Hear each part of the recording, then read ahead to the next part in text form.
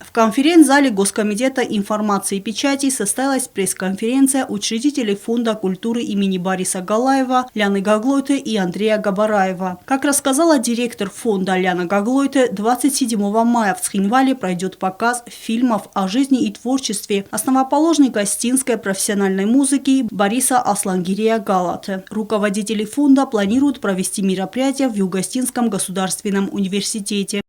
Покажем 27 числа, договорились с библиотекой, вот той самой, которая готовила эту книгу «Основоположник осетинской музыки».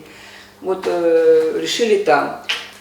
Пока мы хотели тоже в Доме кино, но поскольку у нас библиотека тоже очень такая активная и прекрасные у нее там возможности, решили показать в этом месте. Помимо показа фильмов, в планах у учредителей фонда организовать концертную программу с привлечением большого круга почитателей творчества маэстро. Ляна Гаглойте также отметила, что 14 апреля в Доме кино Владикавказа прошла премьера документального фильма «Время Бориса Галаева». Показы фильмов также состоялись в Екатеринбурге и Москве в рамках фестиваля «Урал-Кавказ. Связующие нити. Осетинские параллели». Выставку сувенирной продукции сделать, и представить национальную кухню, и подготовить концерт.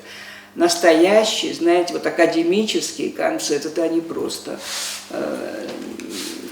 на остинском языке.